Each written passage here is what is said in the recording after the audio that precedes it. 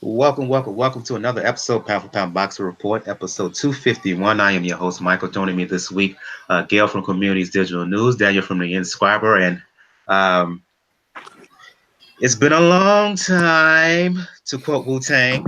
Um, she hasn't been on the show since the very first episode of Ladies Love Boxing. That was maybe 3 years ago now. Damn. Giandra from Bad Culture TV. What's going on, ladies and gents? Hey, so nice to have Hey. some fresh talent on the show. Thank you. Woo! And, Not that I and, don't love you guys, but let's switch it and up. tomorrow's my birthday. And tomorrow's my birthday. And Woo! first of all, an early happy birthday, and number two, a belated happy Mother's Day. Oh, Yes, thank you. That's so absolutely. sweet. Did your children treat you right? Hell no. Oh my God. Of course not. Well, you're But stuck with us. but you know what? No, that it was a Mother's Day, true indeed. I got up and cleaned the house. I made dinner for everybody, and then I had a kitchen full of dishes. I'm like, yep, Oh my that's Mother's Day. That sounds about Lord. right. Oh, Wow, we gotta have a wow. chat with those ladies and gentlemen. Oh, oh, it was fun though. It was fun. We drank mimosas all day and danced, and it was great. It was I'm great. glad to hear it. You deserve it. Thank In, you. Thank you. indeed. For those who are new, Pound for Pound Boxer Report, Pound for Pound Boxer Report, live YouTube show and podcast as well as blog discussing all things boxing. The motto is, when boxing is good, we will talk about it. When it's bad, we will talk about it. Bottom line is, if it concerns the sweet science, we will talk about it. If you want to find out all the information regarding Pound for Pound Boxer Report, blog page is the place to go to. P4pboxingreport.wordpress.com is the link. You check the right of the blog page, top right of the blog page. You will find links to where to find us all over social media, Facebook, YouTube, Twitter, the whole spiel, as well as links to where to find the podcast, all available platforms that carry a podcast, including Spotify. We're recent on to Spotify, and the donate links. Most things are not free, including production of this podcast, and let donation be the best nation. Got a live PayPal as well as Cash Me link to Pound for Pound Box Report. So if you got $1, 50 cents, $2, $5, $10, whatever you can spare, please shoot some coin Pound for Pound Box Report. Let's get things started. I'll start with ladies first. Normally, I will go with you, Gail, but since it's been a while since Giandra's been on here, I'm going to start with her. Recapping Yes. last weekend's action. Going to begin starting with the fight that took place on Fox in Fairfax, Virginia. Jarrett Hurd, WBAIBF junior middleweight champion, defending his belt against um, J Rock, Julian Williams. And we talked about this last week, and myself, as well as Gus, who was on the show last week, we had a strong inkling that J Rock, at the very least, would give Hurd a really, really tough go to the point that there's a possibility that he could pull off the upset.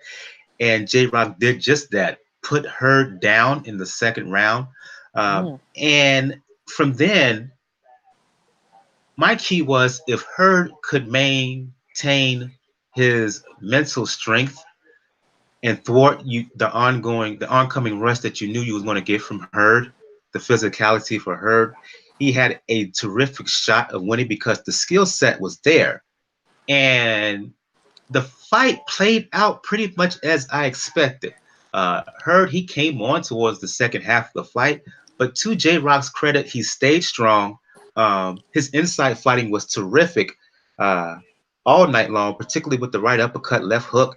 And I would argue it's his best performance of his career as he won by unanimous decision. Um, we'll get into what he said post fight later, but let's concentrate on the fight first. Terrific performance by J Rock. Terrific performance in an outstanding fight. Candidate for Fight of the Year. Your thoughts, Giandra? I thought it was a fantastic fight. He looked like a man reborn compared to his previous, not just the loss to Charlo, but the comeback fights that he's had since the loss to Charlo. He looked refreshed. He looked sharp. He looked strong. He looked focused. And it was really a pleasure to watch what he did in there. I was on the fence. I was kind of 50-50. I didn't think Jarrett Hurd would pitch a shutout, but I certainly didn't think that J Rock would put the beats on him like that. that was not what I expected to see, but it was a great fight. I enjoyed it. I'll go to you, Gail. I had it personally 16-12, and with the knockdown, it made it 5 points for J Rock victory for me. Give your recap of the fight. Were you surprised at how the fight went? Were you surprised that Hurd, known for his toughness and his ability to take the punch, was knocked down? And was there a level of surprise in terms of how strong, both physically and mentally, that J Rock stayed throughout the fight? Mentally in particular. I agree with your score, by the way, that 5 point swing, 116 and 111. That was right on target. I wouldn't have hated a score one round direction one way or the other. Where people in the boxing media were scoring it for Hurd, and we all know who they are. They need to sit down and have a Dan Rayfield. They need to have a serious discussion with themselves. I don't know what the hell they were watching. Right. Now, Dan, in this case, this was in his backyard. He lives in Washington, D.C. And, as much as they'll claim that the crowd does not influence their thoughts about the fight, it absolutely does. And it is difficult to shut out an enthusiastic crowd. So it's a hometown crowd for Hurd. Okay, I will pose that that's a possible excuse. Nevertheless, it was about the mental focus because Hurd had the right game plan. Williams had the right game plan and he executed. He stuck to it. Hurd's known as a slow starter. Williams came right at him and he crowded him. He didn't let him get off the kind of power punches he wanted to.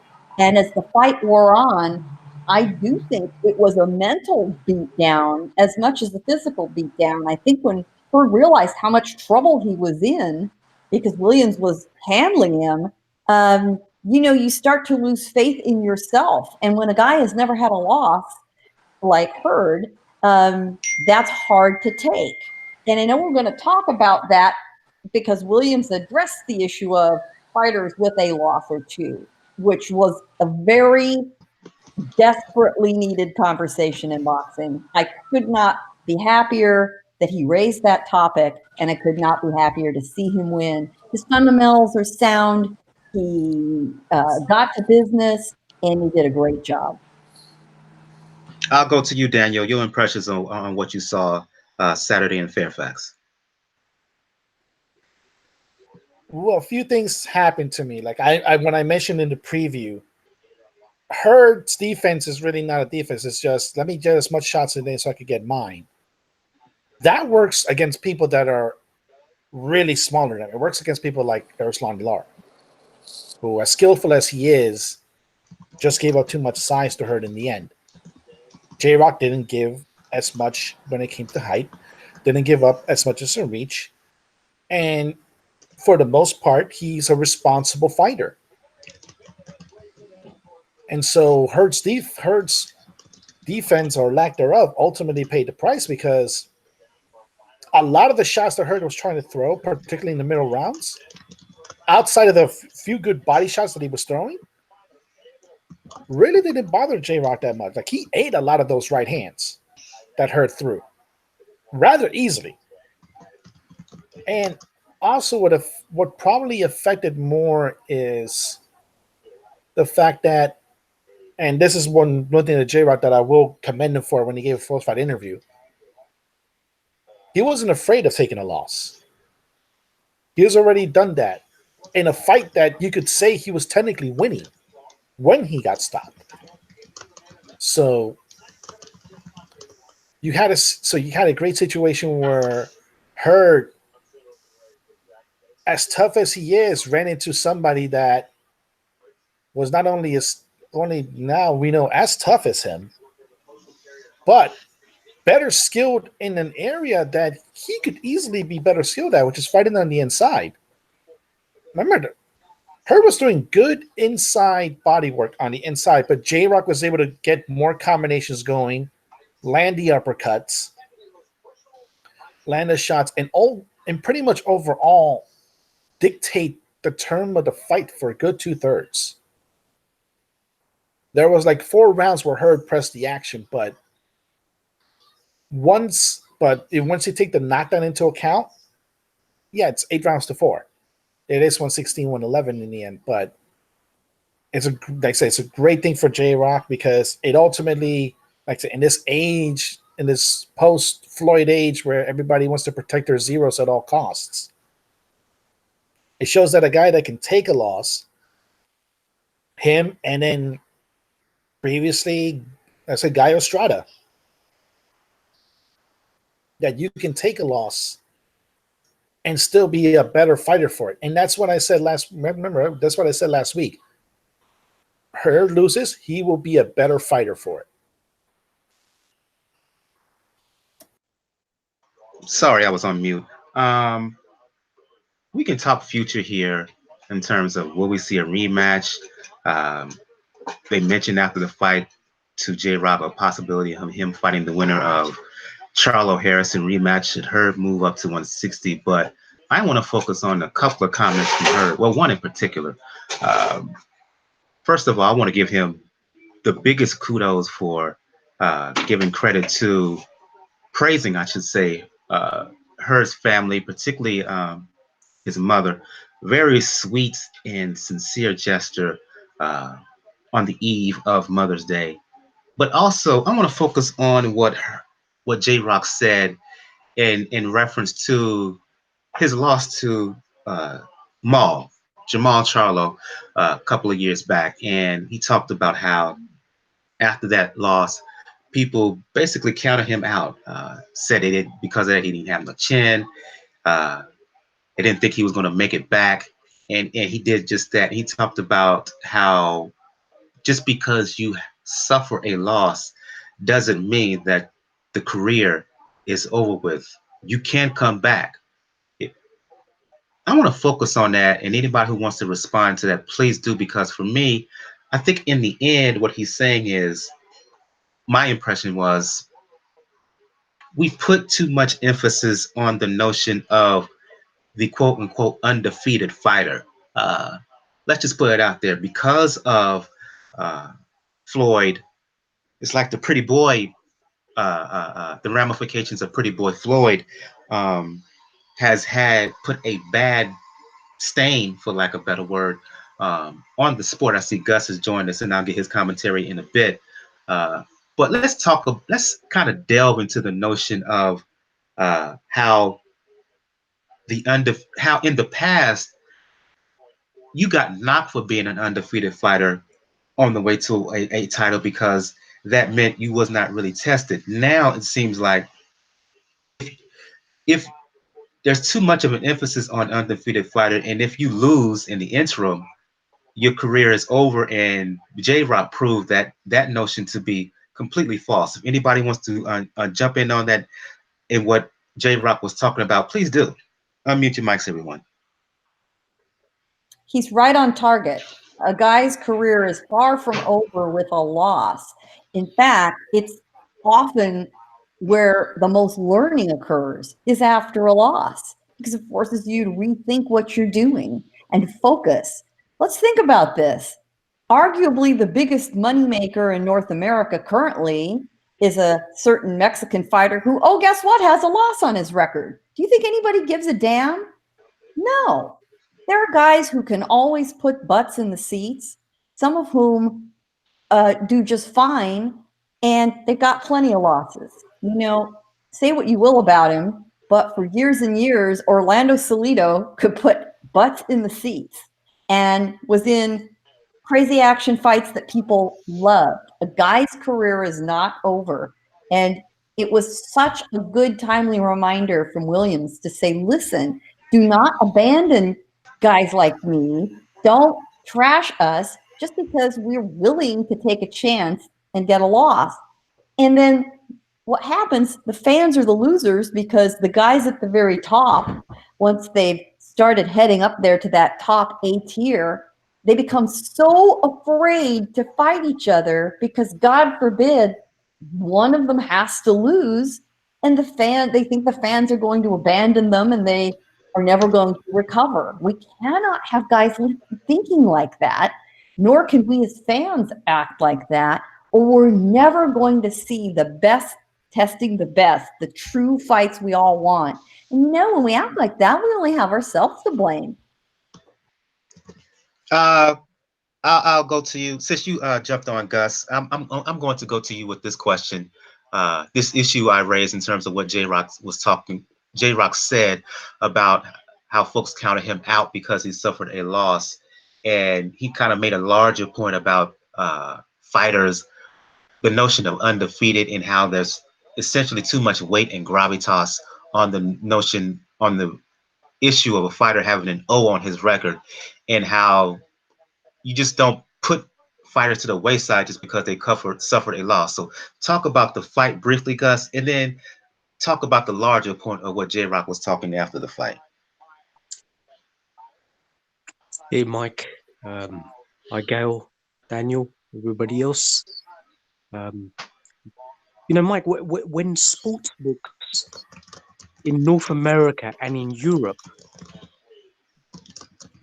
pitch J-Rock as a plus 600, you just know corruption in boxing's eyes change color.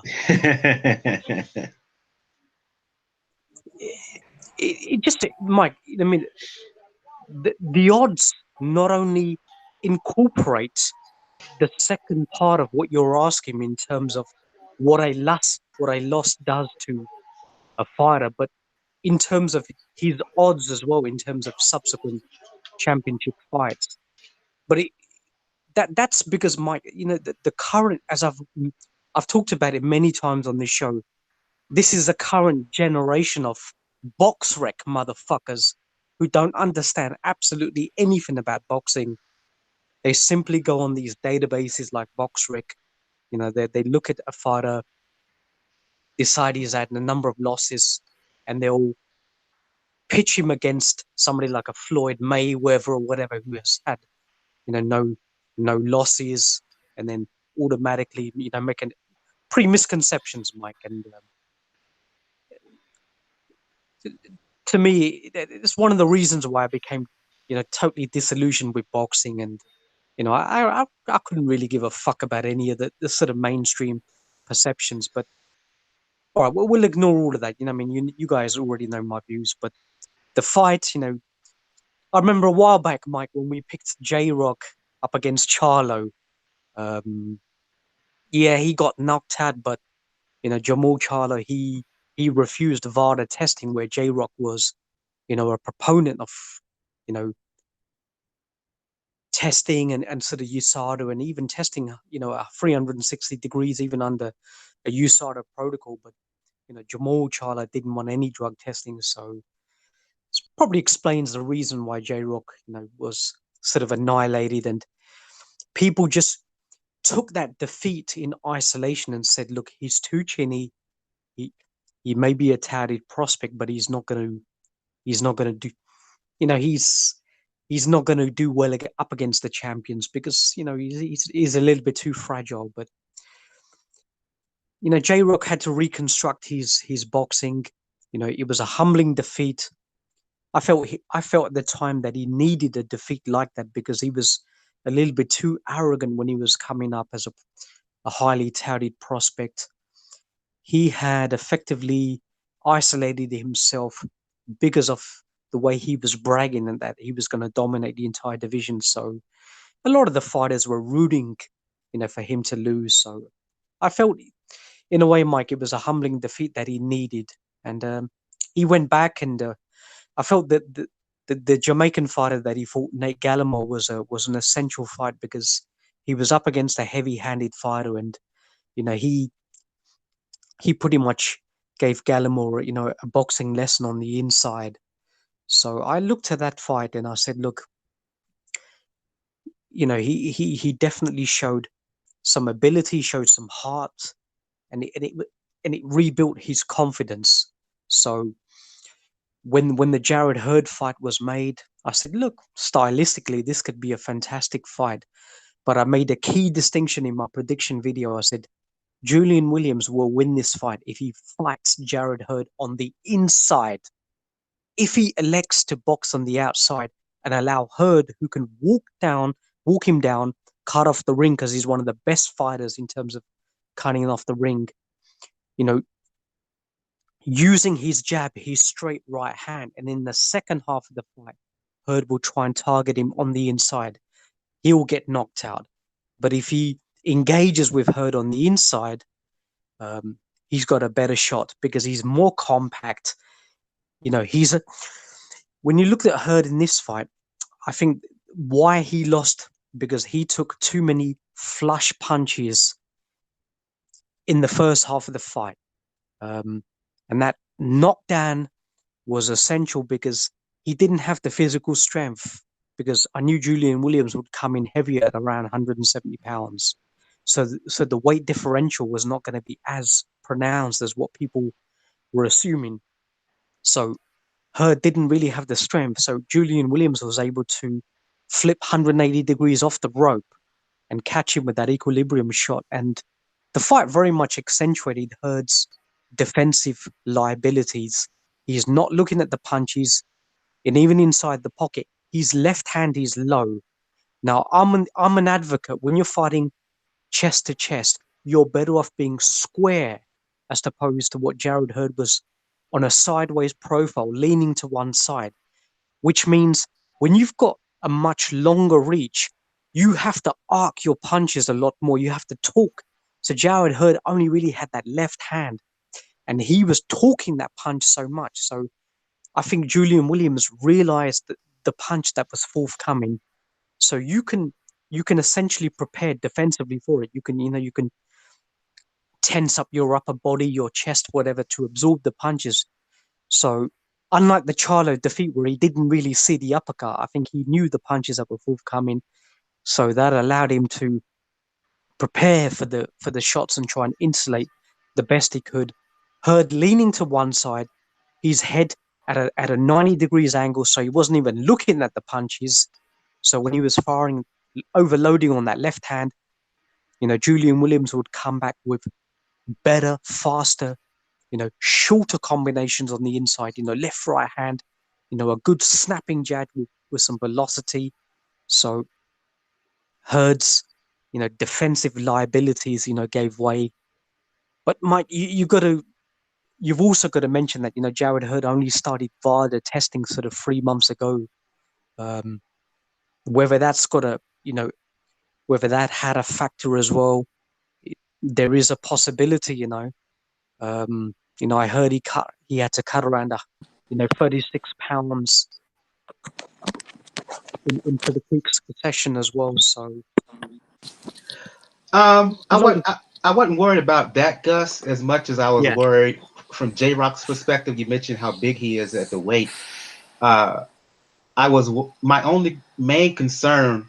I should have pulled the trigger and bet on this fight, but my concern from J Rock's side was because, from a physical perspective, he's in the middle of Ramadan, and I wonder the fact that he was off the scale a little bit, maybe a quarter pound, and because he's observing Ramadan, he really was the fact that he didn't eat that entire day before the fight could have had an effect on him, but he proved that no, he didn't. I'm guessing he must have consumed a good bit prior to the fight to replenish himself. You are aware, Mike, that he was working with Victor Conte as well. That I didn't know. Yeah, and my views on Victor Conte, I think. Yeah. But he's always been an advocate, Mike. The thing is that he's always been an advocate of testing around the clock. And I've had to go back and have a look at his testing under USADA, and he's almost stipulated to them that he's able to do voluntary testing even under a USADA protocol. So he's a keen advocate for it. So I'm not going to make any damning assessments without any sort of facts whatsoever. But I'll give him the benefit of the doubt. I think it was redemption for him. He, as I mentioned, I think he reconstructed his ability certainly to fight on the inside as well. He was always the talent was apparent, Mike, for a number of years, and both of us spoke about it, years ago. So it was clearly there, and it was nice to see as well for a guy who's had almost a Rocky-like story, with his father incarcerated and his mother, unfortunately, a drug addict, and transferred to in-law. Sorry, to relatives who died as well. Then he got passed. Then he was homeless as well. So it's a fantastic sort of story that can be made into into a movie. So Yeah, nice to see his post-match speech as well. He wasn't paid a lot of respect to Jarrett Hurd and his family as well, and that was nice. That shows maturity in the fighter, and that's what a defeat can do, and realizing your dreams. So a fantastic fight, really, really, really excellent fight, and I would love to see it again. yeah, indeed. You want to try to stay objective as you can, being in quote unquote media, if you will, whether it's my capacity doing podcast and writing, or even in the case of say a Gale or a Giandra, being more up close and personal in terms of boxing coverage. But inspired that Julian Williams is and the backstory and what he said, you can't help but root for guys like that. Because of what they went through, because of what in his case, what he has overcome. And I'll go back to you. I'll go back to you, Giandra, and you can comment as well, Daniel. Speak to what Williams was saying after the fight about how an overemphasis on the term on an undefeated record, and how you're not everything is not over once you lose. You can respond, you can return, you can change some things, and you can become an even better fighter. I totally agree with him. There's so much emphasis placed on just culture, period, not just sports culture, that if you're not winning, you're losing. And in combat sports, I think it's just completely irrational to think that you're less than if you've suffered a loss in the fight. Everybody is not going to be stricken by the Mayweather effect. Everyone is not going to go undefeated, especially now when there are more opportunities and platforms for fighters to fight. And it's almost disrespectful to the sport, this whole mentality now that if you take a loss, that you're less than.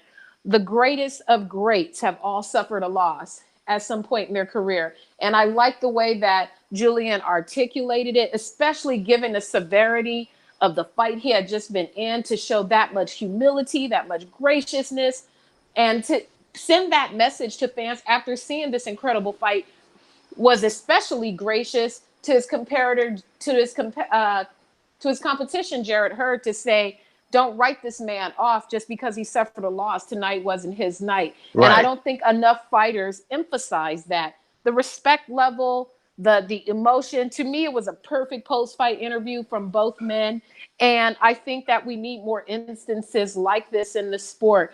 It's so much of it is attached to the whole, you could attach it to the whole social media culture, likes and dislikes, and that it's all kind of the same weirdo bubble, that if you're not liked, you're disliked. If you lost a fight, you're a loser.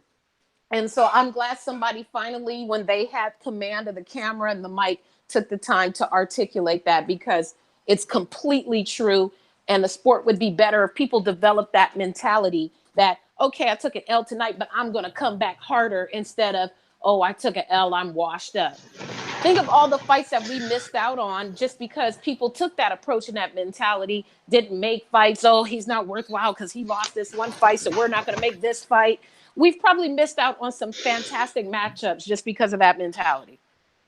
I'll go to you, Daniel, quickly. Not only talk about the post fight comments of one J Rock, but also let's begin the conversation on where both fighters go. Lennox Lewis, after the fight, who was doing ringside commentary, said he would love to see a rematch. You just heard the same thing reiterated by Gus. Will we see a rematch? Is it a case of, with this loss, it's time for her to move up to 160? Or will we see J Rock try to go for the winner of Harrison Charlo too?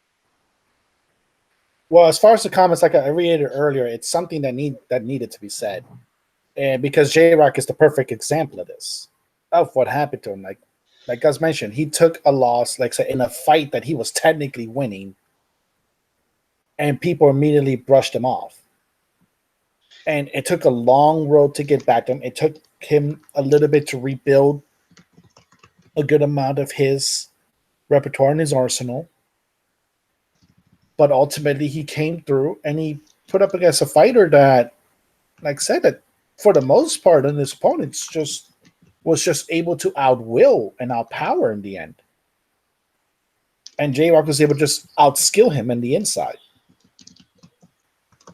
And not to mention making him miss when he was doing turns and, like I said, dictating the pace for a good 2/3 of the fight. So a fighter has to say that, especially at a time where you have a lot of great fighters that have taken losses. I know we're going to talk about Pacquiao later. Pacquiao's taken losses early in his career. It didn't stop him from becoming one of the greatest fighters of his generation. Like we mentioned, Canelo. Canelo took a loss against Floyd. When a loss against Floyd, normally it's a death sentence for some fighters. And he only became better for it. He's arguably the biggest star in the world right now in boxing. That's with the possible exception of Anthony Joshua. In terms of money, he is. Yeah. And that's... Does anyone think that Julio Cesar Chavez Sr. is a lesser fighter because he has 6 losses? Yeah.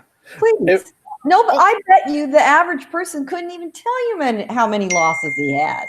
Yeah. He's 107 wins. Who gives a shit? Yeah, look, okay, we can have the discussion about how those 51st wins came, but at the same time, he's like, at the same time, it's you just have to look at Darnell Boone and Orlando Salido. Need I say more? Thank you, Gus. I mentioned Salido myself, and that's a perfect example. The man puts butts in seats. Nobody gives a damn what his record is. They are entertained. Are you not entertained? And boxing is about entertainment. And we can go back before that. We can go back before that. Freddie Pendleton. Double-digit losses before he won a world title. There you go. There you go. That's determination. And who doesn't respect that, right? Johnny Tapia. Yes, there's another good one. You know, among us, this group of us, we can easily name multiple parties who fit that category. But even recently, George Groves won a world title. What was it, on his 4th attempt? Right. His 4th attempt, yeah. And people thought he was finished after Froch. Yeah. We have to admit that. Yeah, absolutely right. That's why we love boxing. These storylines do come up frequently. And it is a lot about human spirit and what a person is made of. And it isn't the numbers that show you that at all. Okay, let's talk future here. Where do both fighters go? Well, that's what's got to get into that. With Hurd, we have to see on the aftermath in the can, because if Gus is correct and he's like having to shed almost 40 pounds, that's Billy Joe Saunders-esque, what he's been doing. And that's a scary proposition to do when you're constantly trying to make 154, because we're seeing the effects of it when it comes to guys' skills. We're with Hurd, or we're definitely seeing it with Jaime Munguia. We saw it with Canelo for a good while before he finally pulled the trigger on doing full 160. So it might be a good choice to have, because in the end, when it comes to Hurd, I've said it before, that he'll probably be a better fighter for it. His camp can actually probably try to say, no, we probably have to work on your defense. You can't just outwill fighters anymore. Yes. This way, because at this stage, they know the playbook. And he's in danger of becoming Saad Muhammad. Yeah. And if you think about it in a way, like if J-Rock had the playbook, you know damn well Jermell had the playbook. So that's the notion into it, but it's got to be determined what kind of weight that he does. For J-Rock, the door is open for him. Like, remember, he's right now the top guy in the division. So you could definitely see a fight with Jermell, or Jermell Harrison. You could definitely see, or like if he's still at 154, You could give a fight like even some prominence to a little bit of, because it's the IBF. Try to make a little UK money in the fight Kell Brook. And there's a lot of more and more possibilities for J-Rock at this stage. But depending on what Hurd's team does, it's going to be determined to me whether or not the rematch is immediate. I passed the question. Go ahead. I thought you was finished. I'm sorry. No, I was finished. I'm passing around the question to you, Gail and Gus. Direction for both J-Rock and Hurd. I know, Gus, you want to see the rematch. Do you think a possibility of again, J-Rock going another direction, or Hurd finally conceding that 54 is just a bit too much of a struggle?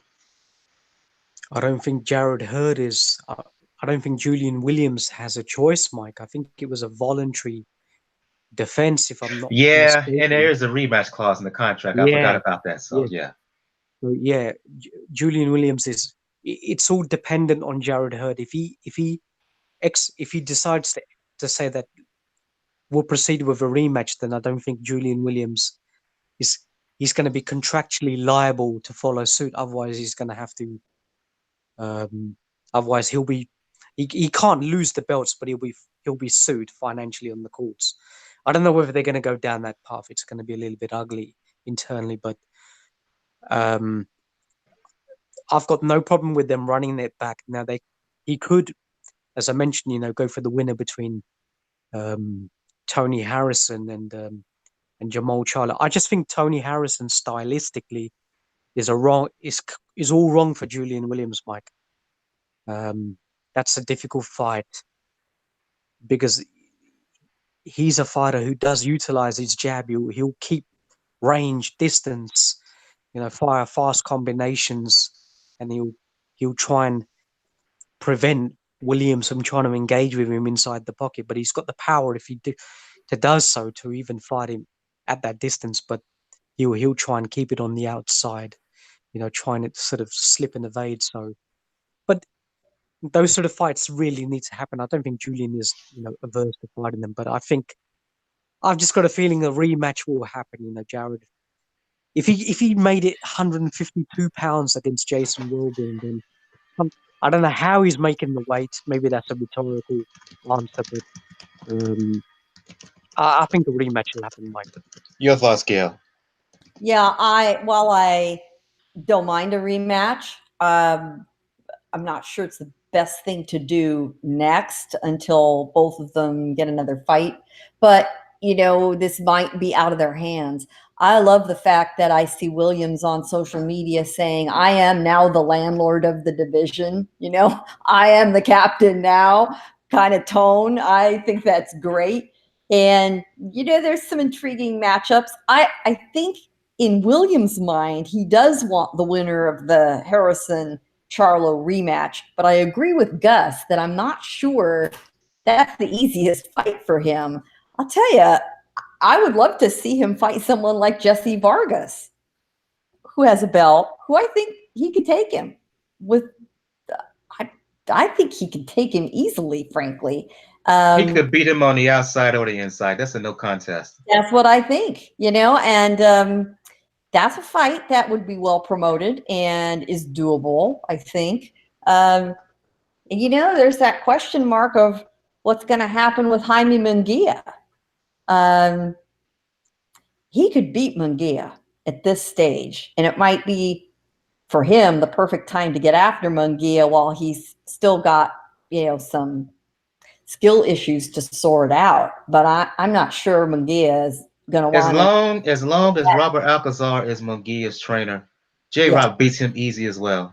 Yeah, I think so, and I think the sooner he the less time between him going after him and the better. The longer that waits, you have the issue of Munguia aging up to the next weight division, which I think will happen, and Munguia managing to correct some of his problems. But right now, I think he's ripe for the picking. I really do. So, Gail, hasn't Jaime Munguia already vacated and moved up?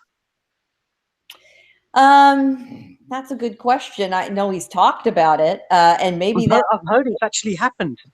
Well, No, I don't think he has no, yet. he hasn't officially yet. I think they're still trying to look for a possible opponent. I think he's still trying to do his mandatory Yeah, for 154, and then he's going to try to move up to 160 because he he's in should.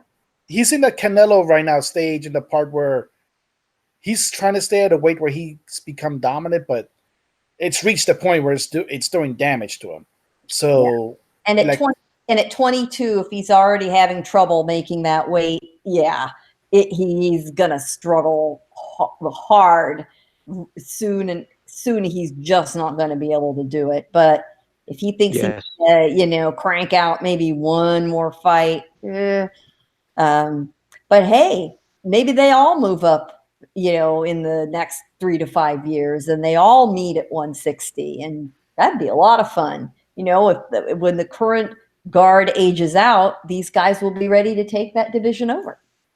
He's going to fall victim to Lee Selby, Machado, Daigo Higa, Jesse Magdaleno, all guys who should have moved up a lot before they lost their world titles. Yeah, absolutely right. Absolutely right. And that's a topic we should get into in detail on another show, not tonight, but that phenomenon of these guys struggling in different weight divisions. We're going to talk about another fight where clearly somebody has problems with the division and is not going to really correct it by going up.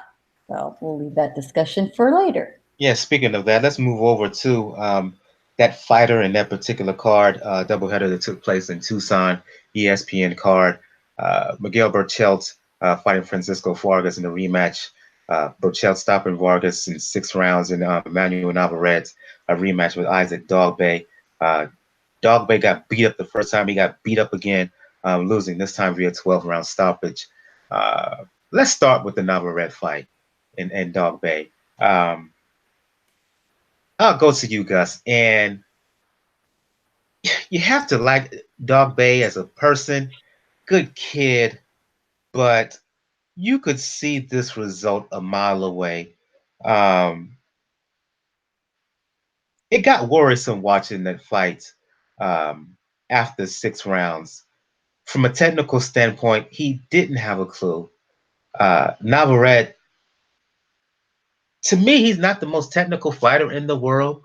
But yet he was still able to use his height and length and just overall power and physicality to just work over Dogboe. Hurt him early and often throughout the fight. The fight should have been stopped way before round 12. Navarrete won, but I didn't like it because of Dogboe's father allowing the fight to go so long and to allow his son to take punishment than he should have.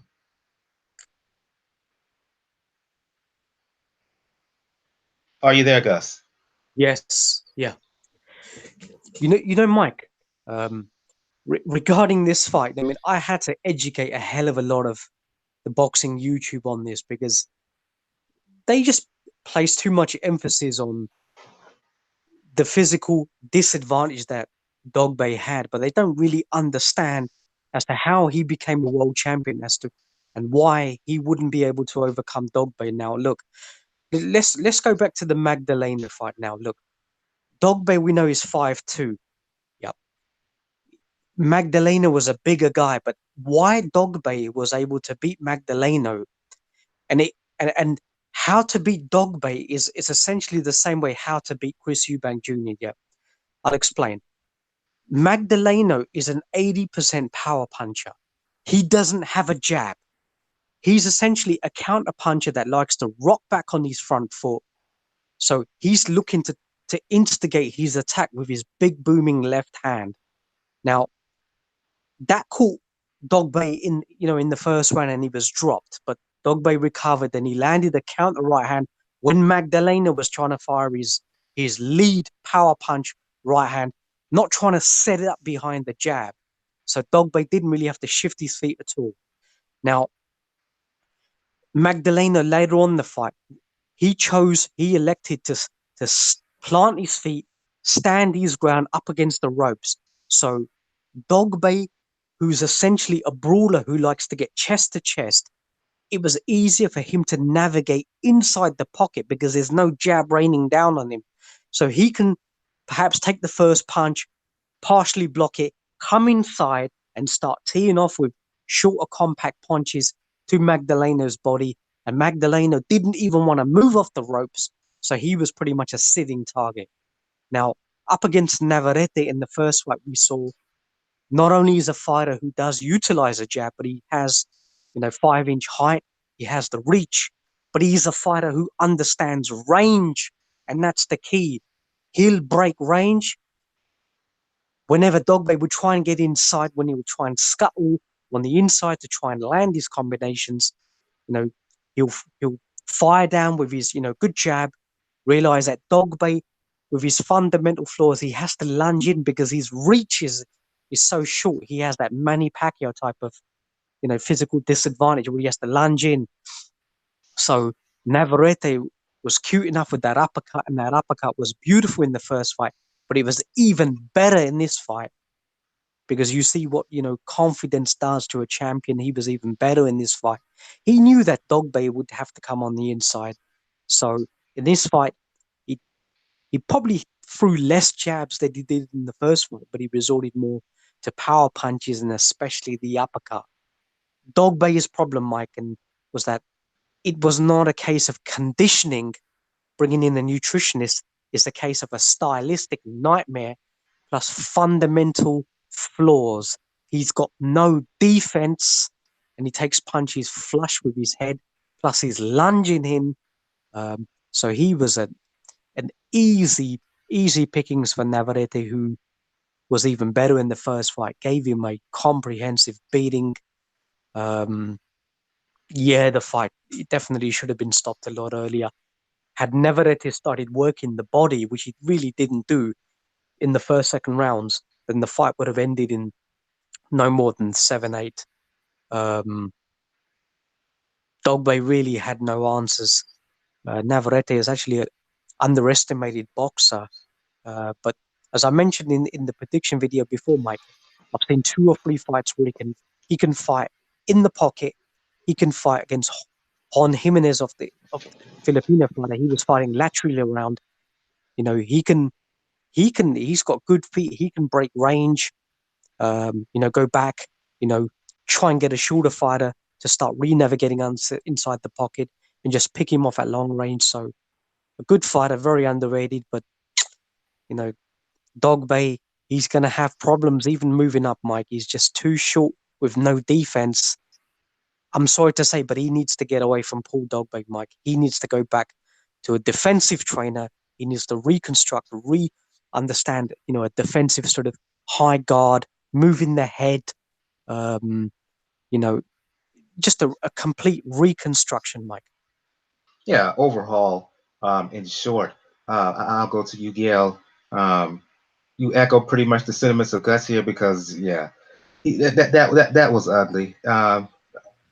Exciting to a lot of folks, but for me, there were parts of it which was not that enjoyable because of how much Dogboe was getting pummeled in there. Yeah, to me, this was an ugly, unfortunate fight. It proved nothing from a sporting perspective. And perhaps it's because I have had many years of watching boxing, and it's due to old age, or perhaps, to put it in a better light, maturity. But I just find no pleasure in watching guys get beat to crap like that anymore. I just don't. I even cringe a little bit when it's a fair firefight on both sides, but if both guys are willingly engaging and, getting as good as the other, okay. But more and more, I just can't watch that happen. And I absolutely cannot tolerate it when it's one man getting the beat down. Paul Dogboe should be sanctioned, should be removed from his son's team. He is going to have to live with himself if his son was permanently damaged. And I can't see how he couldn't have been. It was horrible. Well, and what was the point of pulling him out with a minute plus left to go in the fight? It was a horrible mess. So let's, Exactly. yeah, just reprehensible, honestly, if you ask me. And so if Dogboe wasn't going to pull his son out, where the hell was the referee in saying, or the physician in saying, listen, son, you know, you can hate us later, but we're not going to let this go on. The referee, in the end, the only friend the fighter has in that entire arena, because everyone else is beholden to him for a job, for whatever it is, it's the referee. The referee has to stop in. And while I may have a disagreement with a referee from time to time about a slightly early stoppage, I will never criticize for it, and I will never question, because the flip side is what happened to Dogboe the other night. And I don't want referees to ever feel like they can't pull the trigger when necessary. And if Paul Dogboe wasn't going to do it, referee should have done it. And that was a shame. I just hated to see it. And where's Dogboe going to go? At 5'2", he's saying he can't make weight and he's got to go up. That's not going to help him at all. And I see how he's built. You know, he's a very thick body type. You know, he's got a lot of girth to him from front to back, and heavily muscled at that size. He has to really rethink his whole approach to this sport. And I hope he takes a lot of time off to recover and really think carefully about how he proceeds from here. And I couldn't help but think to myself as the postscript, you know, thank goodness Virgil Ortiz Jr.'s father, Virgil Sr., was smart enough to step away as his trainer early and hand him off. As hard as it I know is for him to watch his son fighting under another trainer, it serves him so much better.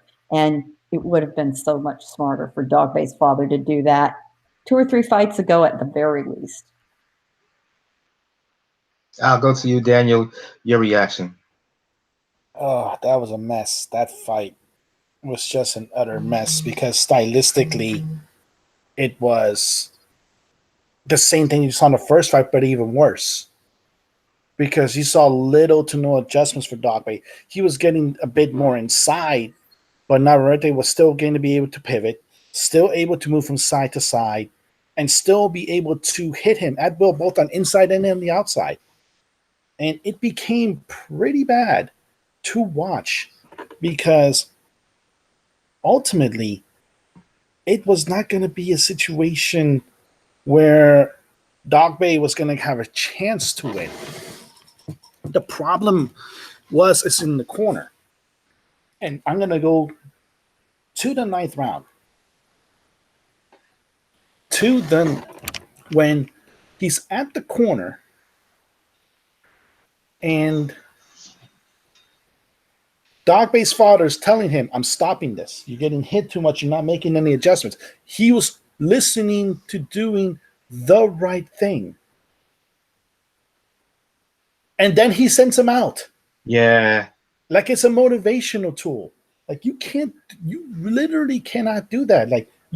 Because then it's the same thing. He's still beat up. He's still getting into it. And it took your son getting knocked out and not coming back up on steady legs for you to finally pull the trigger right when it's about to be over. You kind of missed the boat there by at least 2 or 3 rounds there.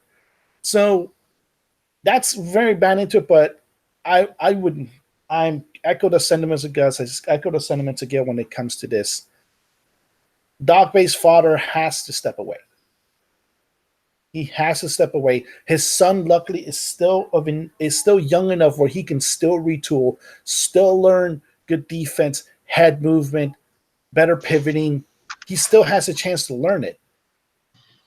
If you stay like this in a way, and if you keep on just fighting just one particular style, you're gonna run into problems. Because it does not even have to be somebody like Navarrete. It could just be the other 122 pounds. It could be somebody like Ray Vargas, who, like I said, doesn't have a lot of power into it, but he's as tall, he has the same reach, he can present the same problems. That's the issue when it comes the Dogboe's camp. You have to look into it. And I know they've talked about maybe he should go to 126. Okay, guys, going against guys that are naturally a little bit bigger. You're going to put him against Oscar Valdez, against Scott Quigg. If Scott Quigg can go back down to featherweight, are you going to try to put him against Carl Frampton, Josh Warrington? Guys that can, guys that can beat him on the inside and on the outside. No, you cannot do that. Like, his father has to walk away. I know we've seen a lot of good father-son combos in the fights. We've seen it before. The Mayweathers, the Moraleses. We've seen the combination before. But there's always bad ones too. Like how there's countless stories of fathers staying. That's not just in boxing, but baseball, basketball, football, where fathers stay too long with their sons and ultimately their sons suffer for it. And this is a situation where you may have a situation where Peter Dogboe staying behind is gonna make the later life of Isaac Dogboe even worse. If it hasn't had an effect on him now, he's talking about how he can change. I wonder how physically he can recover, or how will he fully recover physically from consecutive beat downs like this? And he's talking about moving up to 126. Yeah, I just don't see it. So for Dogboe, Isaac Dogboe, his career is legitimately at a crossroads point right now. We talked about maybe you got to reach out to them again, Mike. You know, you did one great interview. Maybe you've got to be honest and relay those points. I'll be honest here. I don't know if they're ready to listen at this point. Are they ready to listen? Will they listen? Are they really receptive to that kind of drastic change? I'm gonna try and reach out to Melissa and relay those points. Because we're talking about it here, but that's going to take Isaac standing up to his father and telling him, I don't want you as my trainer anymore. Does he have that in him at this point of his life? He's still a young kid. Right now, I don't know. I just don't know. Let's move on to the main event of this ESPN card, rematch between Berchelt and Vargas. Berchelt basically doing what he had to do to beat Vargas, stopped him at the end of 6 rounds. Vargas's corner, Joel Diaz, basically showing what a true professional trainer does when he sees that his charge is being beat up and in danger of possibly getting hurt. He stepped in and said it's going to be no more. I'll go to you, Daniel. Your thoughts on this fight?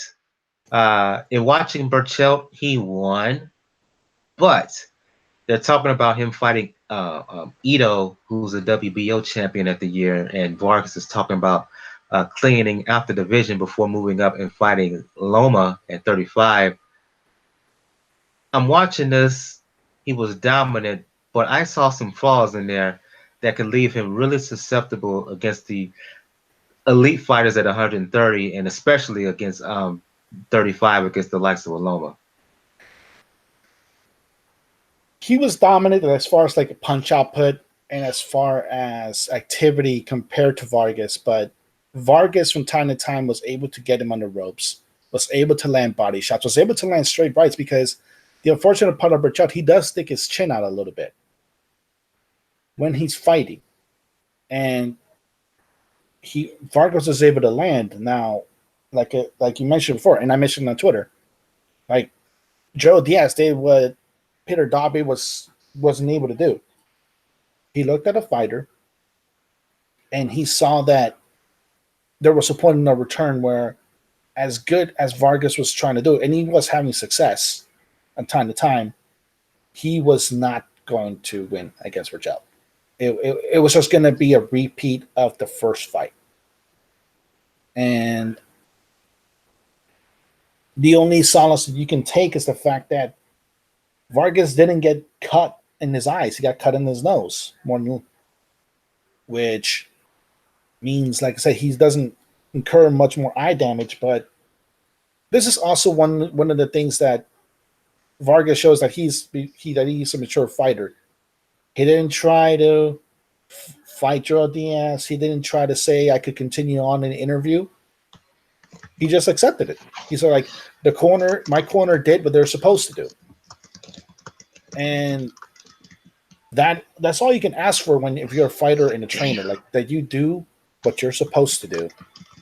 And that you do it in a way where you prevent the fighter from himself. Because even if one more round, Vargas is still going to go out there. He's an action fighter. He's going to put it all out there.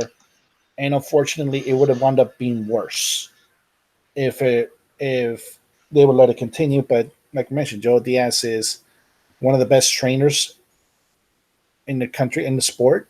And ultimately, that won out in the end. As far as Berchelt, when it comes into it, that's going to be a difficult task. I still say that Berchelt is still the hardest puncher in the division. But we also have to remember that he's coming off a hand injury. And you're running into guys that are pretty big in the division. Like Machado's still there, even though he's going to probably rematch Cancio. Cancio's there. And even though he's not going to return a punch, skill-wise, now Jojo Diaz is there. And Jojo Diaz has shown to be a pretty skilled fighter, even though he you can say he's lacking in the power department. So that's going to be a difficult task, and he has to do a little bit more movement when it comes into it, a little bit better as far as head movement, because right now, even as good as he is, as good as he has it on both hands power at 135 pounds against Loma, it's just going to become a typical Loma fight. He get body against Loma. I go to you, Giandra. Your thoughts on Berchelt's win over Vargas, and also your comments on Navarrete and Dogboe. Again, it was an exciting fight to some, but to me, I didn't like the punishment, the excessive punishment Dogboe received in that fight for the second time in a row. What was so surprising to me about that fight was just the sheer brutality of it. And I know a lot of fans are into it. And I like a good brutal slugfest. But Dogboe took so much punishment, and it was like his corner needed to save him from himself. It was just incredible. It was mind-blowing just to see how much punishment he took and how long that fight went on. I was switching back and forth between the PBC card and the top rank card. So I saw the Dogboe Nava fight in its entirety with the main event, with the rematch with Berchelt. I didn't see as all of that fight just because I was switching between the two of the fights. But from what I did see, it was a dominating rematch victory. I don't know. Maybe I'm getting older and I'm just getting a little soft in these years of watching boxing and just having a different point of view when you start to do all the media stuff and you go to the fights and you talk to the fighters and you start building these relationships with them because you talk to them so often. But I'm just starting to lose interest in these long, drawn out, bloody, battered battles. Maybe it's a training issue that these corners need to step in quicker, or there needs to be some type of different fail safe to make sure that these trainers and these corner people are better equipped to know when it's time to throw the towel in. Is it a judging standpoint? Should they have some type of input other than the referee and the ringside position on when to stop the fight? But how many more of these one-sided brutal beatdowns do we have to see? That's not entertaining to the sport anyway. A lot of people chalk it up to, oh, it's a fan-friendly style. But how many of these young men have to be beaten into oblivion before it's like, okay, it's enough? In that case, Nava defeated Dogboe. I think it was enough. In the main event, another vicious beatdown. I don't know. Maybe I can't speak for everyone, but I'm all for a decisive victory, but not to the point that it looks like someone's brains are going to be left on the canvas. Yeah, you don't want to have be a sadist in there. You do want to have some compassion. As you said, we all enjoy a good, exciting scrap, but not when it gets one-sided and the punishment is so that it leaves you queasy, and that's from fight fans. So you're absolutely right about that. I'll go to you, Gus. Comments on Berchelt and his win over Vargas. They're talking about him possibly fighting the winner of the Ito Herring bout that's going to happen next month. Talking about a unification against the winner of that later on this year. Let's assume that Ito wins. I know that's jumping the gun here. My apologies for that. Wrong analogy. Bad analogy. Let's just bad analogy. I'll give us some stuff I just heard. But let's assume Ito beats Herring. I know Berchelt was dominant in his win, but Gail mentioned how he keeps his head up. My problem more to that, Gus, is that Berchelt, he keeps his head still. It's right there. It doesn't move. Whether it's against a Gervonta Davis or even an Ito who we're talking about fighting possibly later on this year. I know Ito just came on the scene, but basically on what we saw in his title win as well as his first defense, I know many people consider Berchelt the best in the division, but what we've seen from Ito and what I saw from Berchelt, I think Ito will give him hell. Mike, Miguel Berchelt has been one of the most frustrating fighters for the past 2-3 years. He's been in a comfort zone fighting on the other side of the border with no drug testing for too long, fighting fighters who have had one foot in the grave. He fought a Takashi Miura who was already beaten by a Vargas at the end of his career. Mickey Rahman, who had Miura had effectively already beaten up severely at the end of his career, but he had a little bit of a resurrection under, Rudy Hernandez. Did look a little bit rejuvenated, but Miguel Rahman had seen better days. So Berchelt's lack of aspirations has been very concerning. I know he's a young fighter. Maybe he thinks he's got time to, have a number of fights under his belt to build up his confidence, and because he's only 25, 26. So I'll give him the benefit of the doubt. Now, the Vargas fight here, Mike. Now, Joe Diaz is renowned for formulating a good strategy for his fighters. Now, with Vargas, the strategy here was, compared to the first fight, was to try and suffocate Berchelt's room. And here it elucidates one of his main deficiencies, Mike. Berchelt does not like to fight chest to chest. But Vargas didn't go totally inside the pocket, and that was the mistake. He was getting caught between a three-quarter range, as we call it, between mid-range and inside the pocket. So Berchelt had the space to land his combinations, specifically with that left hand. But when Vargas was chest to chest, suffocating his room, and this is where the ESPN, they didn't dedicate absolutely any amount of insight to what Vargas was doing. I thought Vargas was actually having the better of the exchanges when they were actually at short range or that sort of phone booth sort of range. He was landing the better combinations. But for Vargas, I felt it was the wrong tactic, Mike, because Francisco Vargas is a straight puncher from mid-range. That's the better distance for him. He's technically better than Berchelt, who aesthetically I think is an ugly fighter to look at. His punches is like a short piston-like action, and you're absolutely right. Look at the angle of his back; is bent, and his chin goes in the air once he starts his combination punches, because he's too square at that range.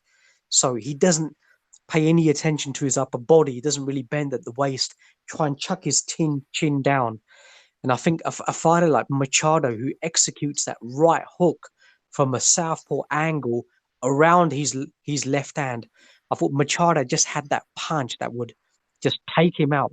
And that's exactly how Berchelt got beaten earlier as well, with his defensive, deficiencies, which are masked by his power and how many punches he throws in the fight, because he's a very high volume puncher. Heavy handed, no doubt about it.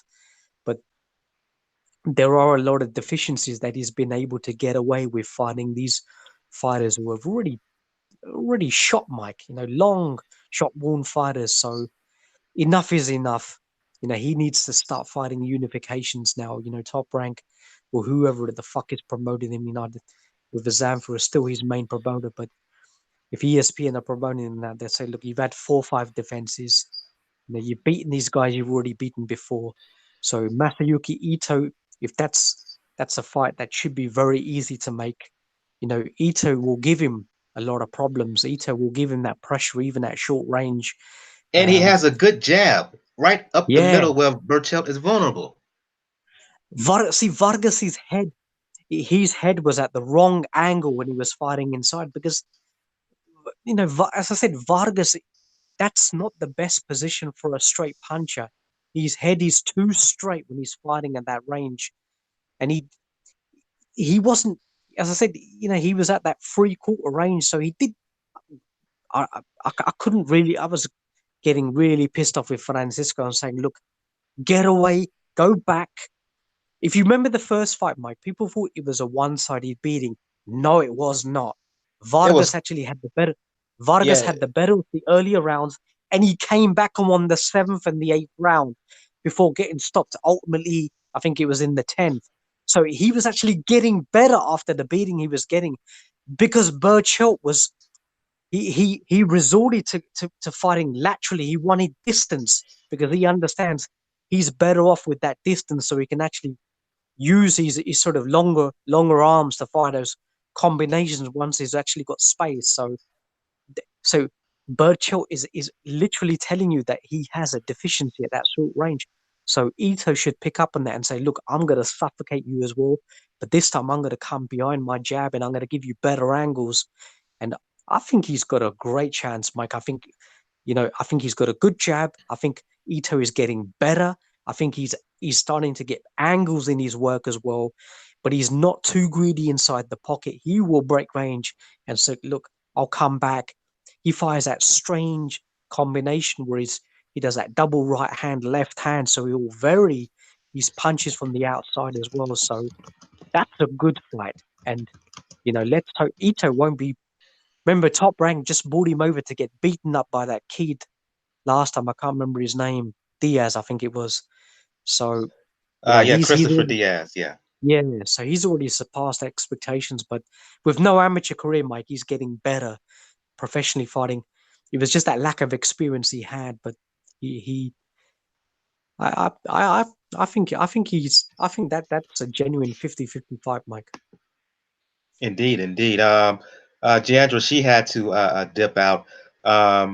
For those who want to talk boxing with her, you can check her out in all her media outlets and whatever, because she doesn't just cover boxing. She covers a lot of network television and a lot of mainstream events too. You can check her out on Twitter, Bad Culture TV, badculture.net and TV, at Bad Culture, at the Bad Culture, So I want to thank Deandra for Bad Culture Net and TV for joining us on the show. Let's go to the news. Kind of combine this story here. Sometimes I say we talk when boxing is bad. We talk about it when boxing is good. We talk about it, but we also, within the bad, has to cover some of the tragedies, for lack of a better word. And I want to focus on that now. Over the past weekend, we learned that I think he's in the Hall of Fame. One Harold Lederman, as well as former heavyweight title contender Bert Cooper, passed away. Lederman succumbing to cancer. I can't remember. I think Cooper succumbed to cancer as well. If I'm wrong, please correct me. Just going to go around the panel. Well, I'll start with Gail first. Talk about Lederman first in particular. You can't talk boxing. You can't talk HBO boxing, to be specific, over the last 30 years without talking about Harold Lederman, who was their ringside uh, judge, if you will, scored all the fights, mainstay in the sport. First, his career as a judge, as an official fight judge, and then later on for HBO. Did you agree with all of his scorecards? No, but much like HBO, uh, he became a staple, an institution for boxing over the last 30 years or so. I don't know. I think you may have interviewed him. I'm not sure, Gail. But if you had, express some words, condolences about the passing of one Harold Lederman. I have had the pleasure of not only interviewing Harold, but working with him on the East Coast through main events. And you could hardly go to a fight, cover a fight, without seeing Harold there, particularly if it was an HBO fight. And this is a guy who literally has spent so much of his life sitting ringside.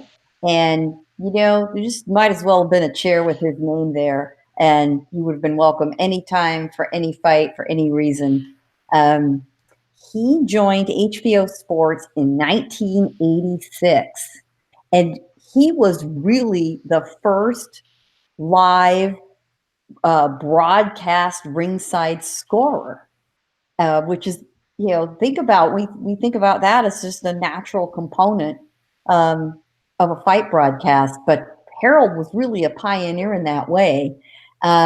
He had such a good command of the rules of boxing, which could be really valuable when something went haywire in a fight, or referees were ruling and, you know, had problems or were struggling to apply the rules. All they really needed to do was ask Harold about that. He absolutely had a command of the rule book, and he had absolute command of boxing history. And we always risk losing history when we don't have men like Harold Lederman around to patiently tell stories, to flash back on earlier fights and incidents in boxing that relate to current status in boxing, that inform how things are done now and how things used to be.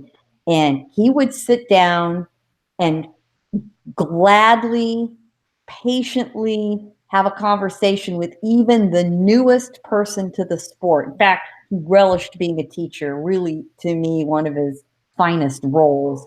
The last time I saw him, which has been some time ago, about a year or two ago, and I'm trying to recall the fight, and I'm thinking, actually, I think it might have been the Canelo Golovkin rematch, now that I think about it.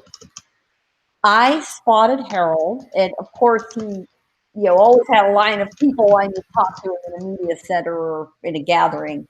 But he was sitting down having a happy, smiling, genial, respectful conversation with Claressa Shields. Talk about a pair of, you know, that's an odd couple, folks. Let's just say that. And we completely understood each other. What I didn't hear the whole conversation, but smiles all around, relaxed. That's the kind of guy he was, beyond any of his technical expertise or his role in the sport. He had time for everyone. He was one of the kindest men in one of the cruelest sports on the planet. And what a shame that he's passed away, that we don't get the benefit of that knowledge and that kindness anymore. But, you know, with HBO gone and his formal role having disappeared, you know, it almost seems fitting that they went out together in a strange way. He's lived a long, wonderful life. He was just shy of 80 years old at his death due to cancer.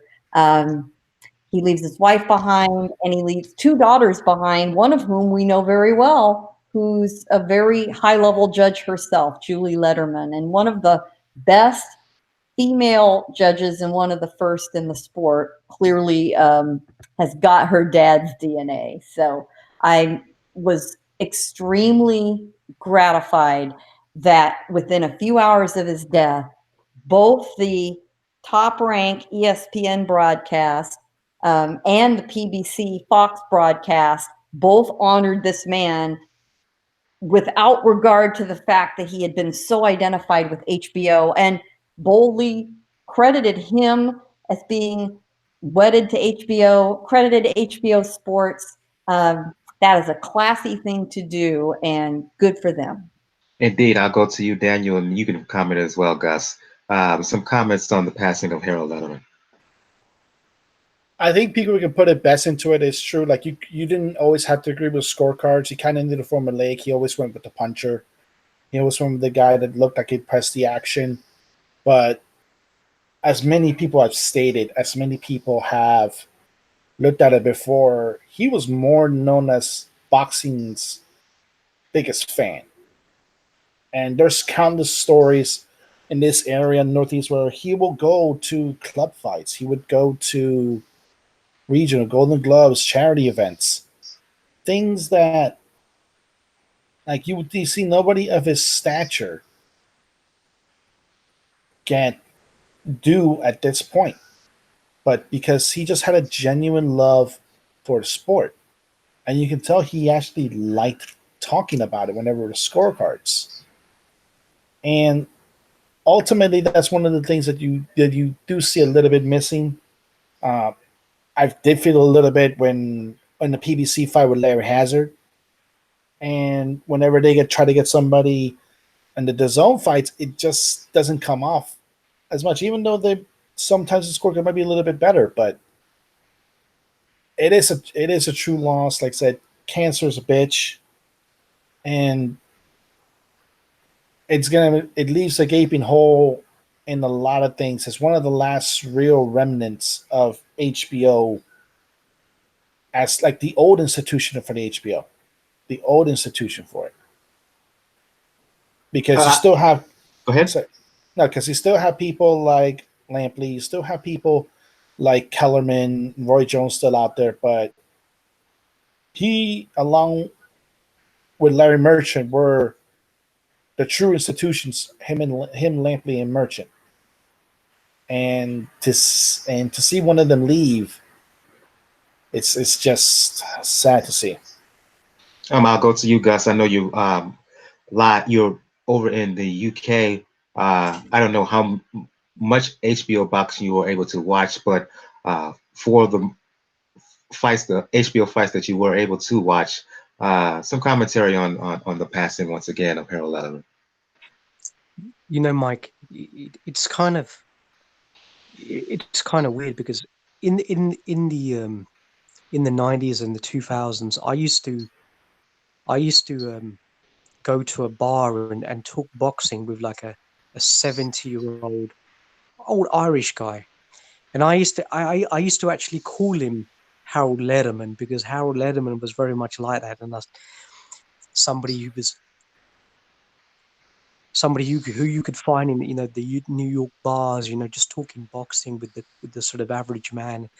And that's exactly what I used to go. This guy his name was Eamon, and we just used to sit at the bar to come after work and just talk 5-6 hours boxing until sort of 11 midnight. And I used to actually call him, Harold, after Harold Lederman, and said, look, it's always been, I used to think it'd always be, wonderful if I ever could, to sort of venture over in the States and sit down with Harold and just talk boxing with him, talk history with him.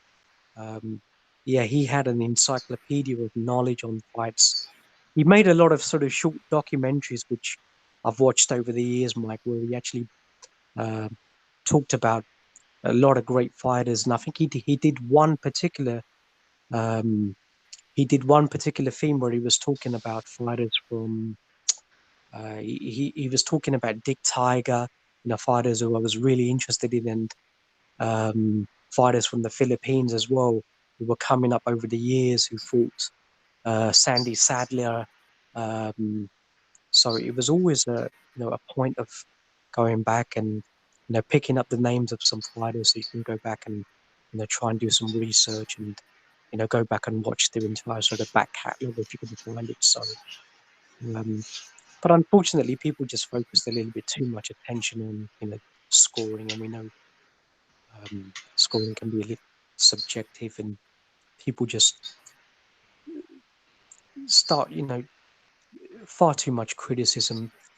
We know what he's like. He's always looking at effective, clean punches. So over the years, we know that the scoring definitely became deteriorated, but you can't you can't place too much emphasis on that. You've got to look at his whole body of work over the years.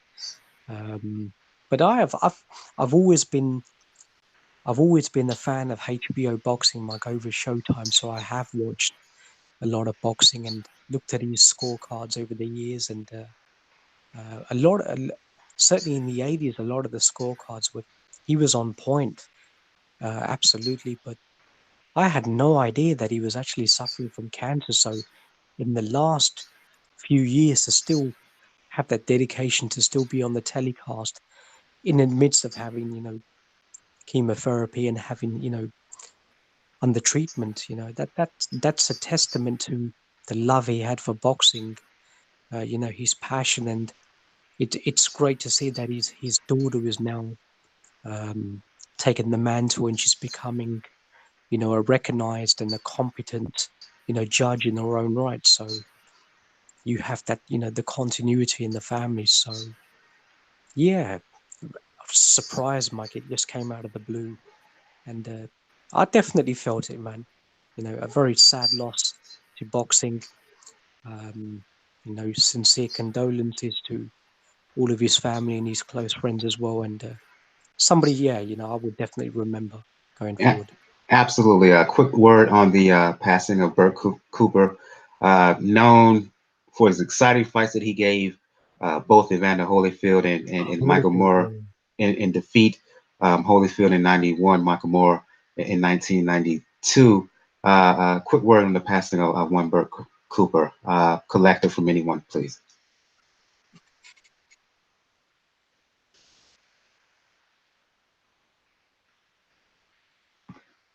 Anyone? Oh, sorry, I was on mute. I think somebody called him the last action hero in a way. Like I saw that on a boxing scene, and it's very true. He was one of the few guys that fought all of the great champions and gave them a good fight, but ultimately he just never was able to come through when facing against real elite competition. And but he always provided a good out, and he was always a good test for fighters to show that they were worthy of a level. Like if you want to go a comparison, I know we talked about it. We talked about earlier in the show. Darnell Boone is almost a perfect example of the modern day because he fights a guy and he's always been a person that you have to be a tough out. You have to be really, really good to take him out. And that's the legacy of him. Unfortunately, he always came close, very close, but never was able to pull the trigger, never was able to reach the upper echelon. And some people can say never really reached his potential. From here, at Pound for Pound Boxing Report, we offer our deepest condolences, thoughts, and prayers to the family of one Harold Lederman and Bert Cooper. May they both rest in power. Um, on from that bit of sad and depressing news on to some more happier news, if you will.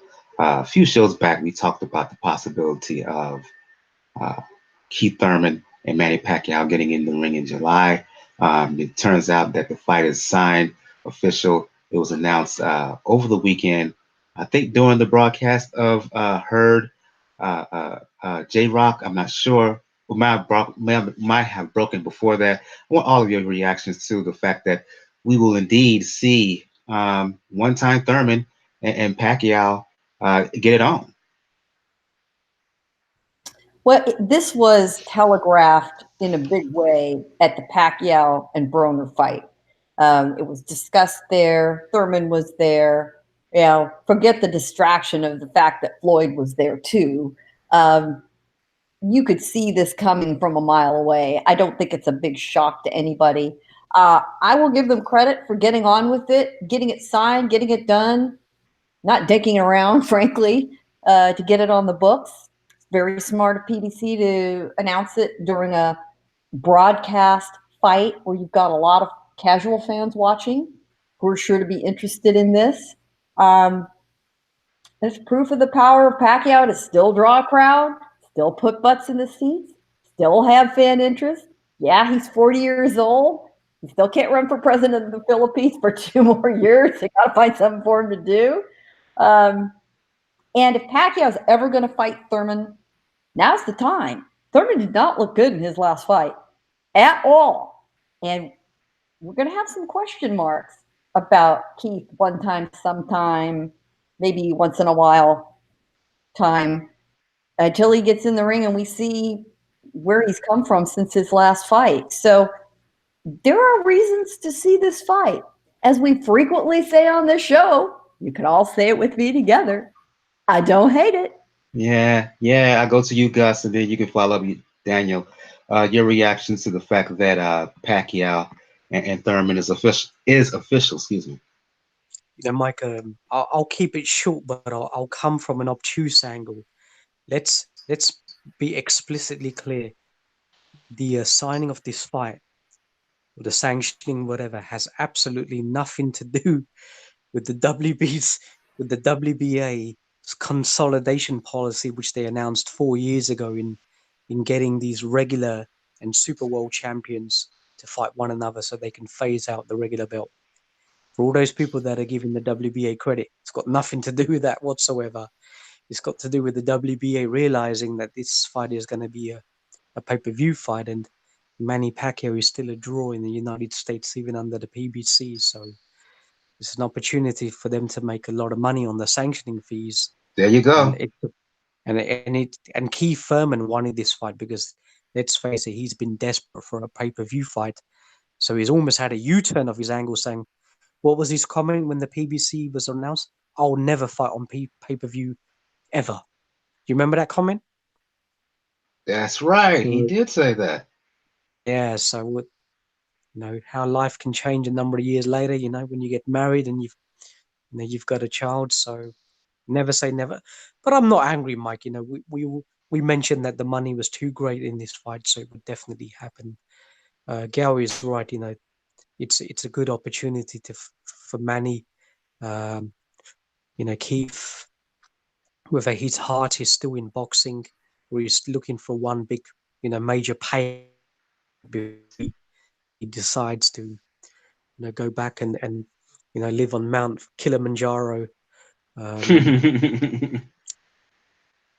Manny Pacquiao is still a live dog. I think it's going to be a very good fight. Stylistically, it's a good fight. Keith is going to probably, use a little bit more movement. He should really be beating Manny Pacquiao. He's the younger, fresher fighter. But Manny, he's transitioned into a nice sort of boxer puncher. I was a little bit concerned with his accuracy in the Broner fight. It did definitely signs of severe degradation there. I don't think he looked good in that fight at all, Mike. But he still had enough of the Broner, so the smart money is definitely on Keith Thurman, but we'll see what happens. Your reaction, Daniel? Well, Pacquiao was his mandatory, so I'm not really surprised that this wound up happening. So it'll be a good fight. Like I said, I agree that it's the best time to catch Thurman while he's still not fully recovered from the injuries and the sabbaticals. So there's a good chance to catch him. The only difference now is going to be is Boo Boy still going to be seen as the person in charge, or they're going to or is Pacquiao going to bite the bullet and just let Freddie run the show? Because he may feel in a situation where I looked good in the Broner fight, I won, let's just go full time with Boo again against Thurman. That may be a bad recipe, even as good of a fighter as Pacquiao is. That may be a bad recipe against Thurman, even at this point of his career. Let's move on to preview some fights that's happening this weekend. I don't want to talk about this. I'm going back to you, Daniel, but your favorite fighter, Mr. Saunders, stepping back into the ring, moving up to 168 to fighting. And I said last week, a guy by the name of Isufi. Isufi. Oh my God. Don't mention the H word, Daniel. I have to. Because Frank Warren brings out Billy Ho out again. Jesus Christ! I'm like, this is classic Frank Warren right here. Okay, you're gonna have him up and against somebody who has little to no recognition, and he's fighting in a new division where a good amount of the fighters are on the other side of the fence, as far as the UK goes, for the most part. So he'll probably win unless he pulls an Akab off. Either way, he'll probably win, but the people will be pissed off by it. But I just hope like there's no real just fuckery when it comes to the weight. I just hope Billy Ho actually comes in on weight and doesn't feel like he has to shed 2 infants in order to make weight, because that's been his routine. Like we talked about Jarrett Hurd. That's one of the reasons I said that's like Saunders-esque type of weight losing, because Saunders was always known like to come into camp like close, if not over 200 pounds, and pretty much spent almost all of camps just trying to get down to 160. I'm going to split these fights up between everybody here. First of all, I want to give a shout out to Olaf, give a shout out to Hamed, and no, I don't think no, in my opinion, Gus's voice doesn't sound creepy. It just sounds analytical and educated. That's all. Going to go to you, Gail. The Saunders fight is going to be happening in the UK on ESPN Plus. Next fights we're going to talk about are going to happen in NYC on Showtime. Let's start with the main event. Deontay Wilder stepping back into the ring, defending his WBC belt against Dominic Breazeale. We had a pretty in-depth conversation about Deontay Wilder and his recent comments before the show. He's returning to the ring to fight Breazeale. I know Breazeale is highly ticked off and highly motivated, and he's talking that he's going to pull off the upset. But to me, based on what I've seen from Breazeale in past fights where, yeah, he's big, but he can be hit, he can be hurt, he can be put down. If Wilder tends to business and doesn't get caught with anything stupid, I don't see any difference between this and the Joshua fight. Joshua stopped Breazeale. I think Deontay Wilder, if he's right, I think he stops Breazeale. Your thoughts? I think that, in a nutshell, is the most important reason to watch this fight, thinking about any potential matchup in the future. How Joshua handled Breazeale versus how Wilder handles Breazeale, compare and contrast. So that alone is a good reason to watch the fight. They're well matched physically, just from a height and stature point of view, long arms. Breazeale can take a punch, which in the heavyweight division is an asset. But what he needs to watch out for is not getting confused about anger driving his decisions in the ring. Because if you come in hot-headed with a score to settle, you don't think clearly, and he can't get involved in getting just red hot ticked off at Wilder, which he is. They have very bad blood between them. That's not a smart way to approach a fight. You are reckless. You take chances. Now, Breazeale probably does have to take some risks against Wilder, and he does have a puncher's chance. He's not completely untalented, but we know what we expect to see, what we should see. But hey, it's a heavyweight fight on a Saturday night. And that's going to be enough for a lot of folks.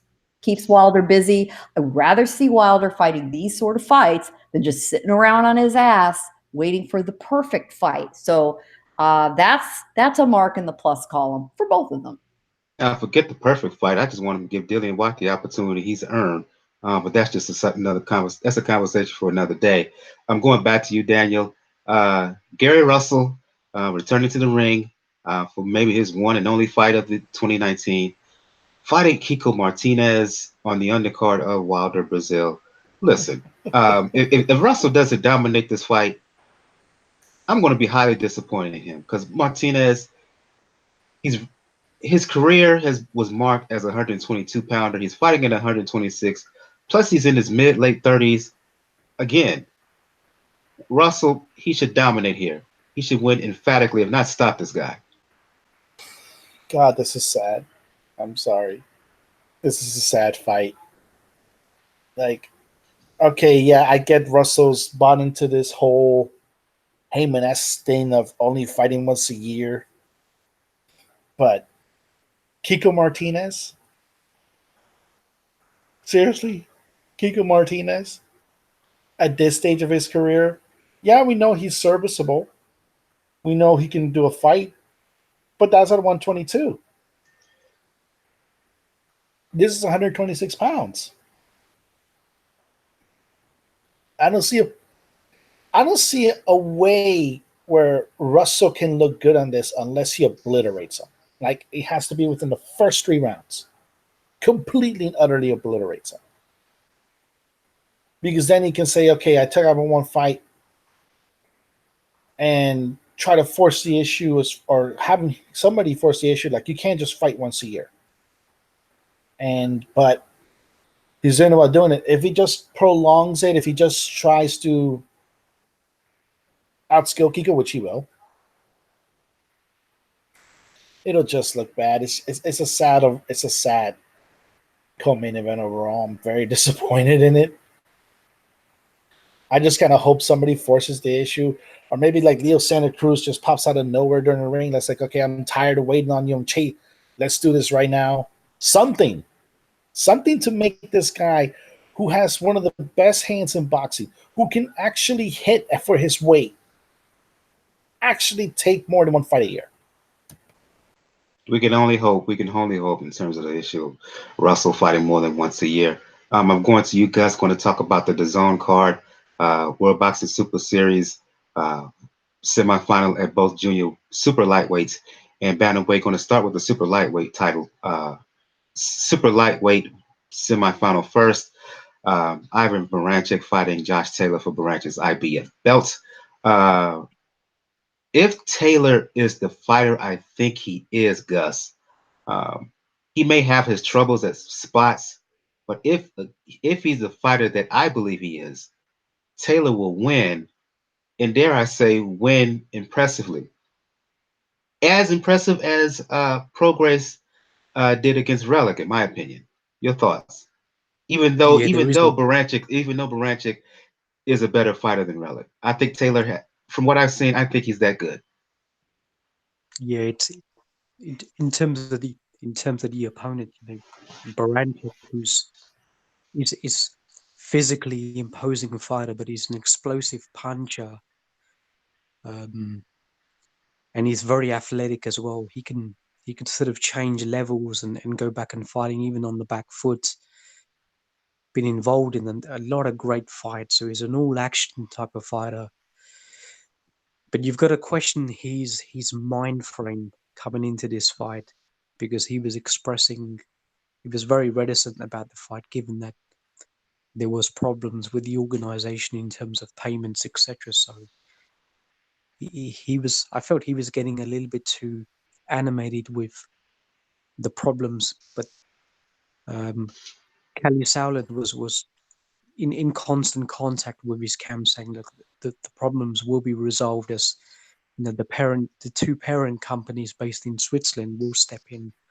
So all payments which have been delayed will be paid, and the bonus will be restructured and they'll be repaid as well. So, but even when they signed, even when the holding companies actually came in, so they had to change the legal structure of the tournament. So a lot of the fighters had to, re-sign some sort of a supplementary contract. He was still reticent about the fight, so I don't think he's too happy in fighting in Scotland as well, Mike. So the negativity is I think it definitely is an issue here. But Baranchyk, Mike, he's had a problem with southpaw fighters in the past. He has the ability to get up off the counter, but his chin is not as robust as what I thought it was. So up against a fighter who not only can change the angles, but he can switch hit, which negates the fact that one of Josh Taylor's main deficiencies is his arm reach.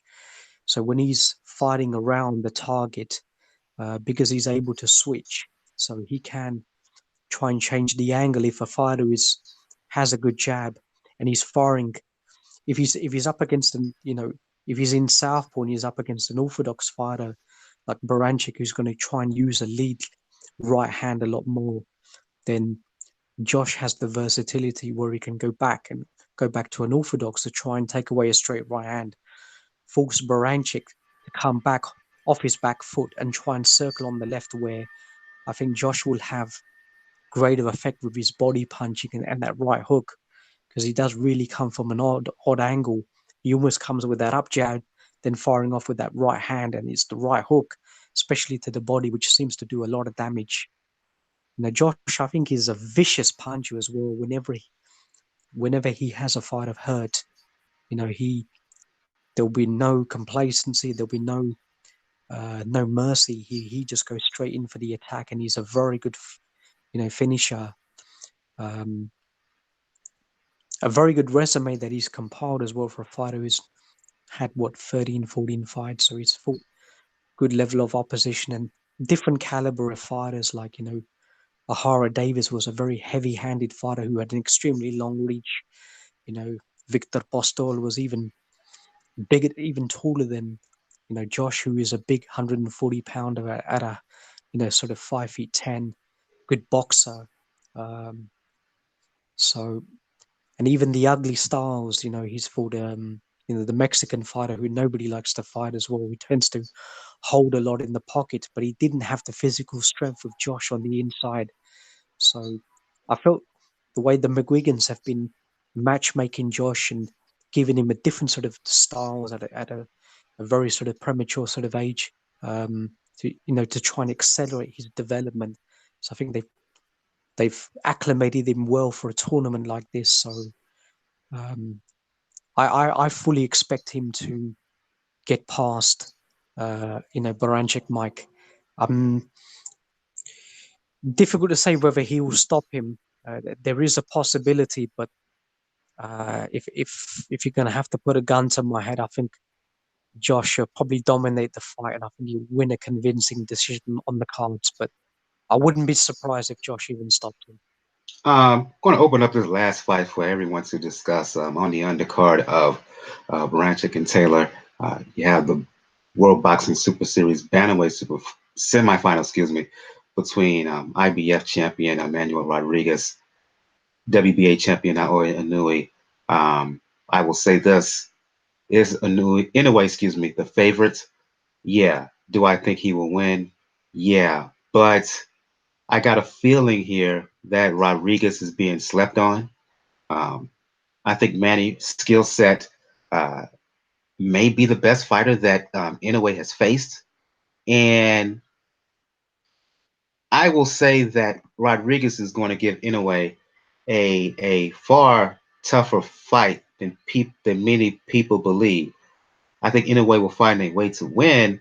I think the power of Inoue will show itself, and the explosiveness of Inoue will show itself. But Manny Rodriguez can really, really fight. And I think he's going to show that in this fight. For anybody who wants to respond, please do and give their prediction. I do think Rodriguez will take Inoue a little further into the fight, maybe than people expect. But I think the win could come very quickly and in a very ugly fashion for Rodriguez. He has got to be careful. On the other hand, he may decide, listen, I've got nothing to lose, and he gets right on it and gets after it. But Inoue can be a very quick starter. So, yeah, it could end very badly for Rodriguez. And that's, of course, at this point, what people tune in to see. I do advise, even though I do think it'll go, at least a handful of rounds, best be in your seat at the opening bell. I'm just saying. Gus, Daniel, your thoughts? It's, Mike, it's the most anticipated fight for me when it was announced, more than pretty much anything on the cards over the last sort of few months. Great clash of styles. Emmanuel Rodriguez, Mike, I think technically and fundamentally could even be a little bit more proficient than Inoue, who does have some defensive flaws, but given that he's an explosive puncher and he's been able not only pretty much he pretty much took care of all of the old guard. When he jumped up from 105 straight to 115, missing out a flyweight. Took out Adrian Hernandez, who was a very good fighter. But the Oman Narvaez fight, Mike, I still think it's the best fight that he's ever fought. And I mentioned with Narvaez against the southpaw, who had never been stopped or knocked down, amateur or professional. Yeah, he may have been in his 40s, but the fact that he was a cerebral, slick southpaw boxer who fought Nonito Donaire at his prime, at his best weight. Yes, he was a little bit negative in the fight, but Donaire, even with his power in his prime, couldn't put him out. And the way Inoue took out Narvaez with 4 knockdowns, that I did a sort of a film study that were different in their structure and the way he took him out, that showed to me that he was an elite level fighter, with elite level power. And slowly he's been knocking out all of the old Japanese guard, the Koikonos, gave a future sort of unified champion Taguchi his first defeat. So that says he was the real deal then. A mark of a fighter is always, the guys who he beat, what can they subsequently do? If they're still in their prime and they can go back and win the world title, then I think that just increases the magnitude of that victory. And he's had a lot of them as well. So he's not fought many rounds recently, but he's up against a fighter now, a very languid fighter, a beautiful, relaxed fighter, a very good counter puncher who has one of the best left hooks aesthetically, but his timing as well. But my problem with Rodriguez is 2 things, Mike. I think number 1, he doesn't like it to the body. Yeah. He doesn't like pushing, and his stamina. Yeah. And Maloney was able to exploit those. We saw the second half of the fight, Maloney's, pressure, his lateral movement, and his body work.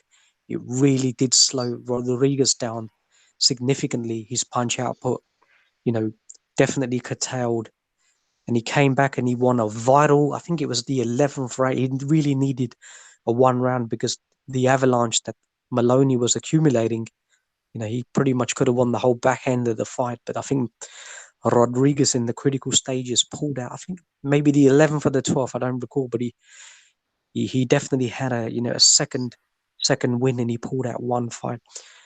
Up against Inoue, we know he's a prodigious body puncher who starts very quickly. So Gal's prognostication could be correct. It could be all over very quickly if Inoue just comes out the block, as he's been doing, and he likes to do so. Very explosive, fast starter.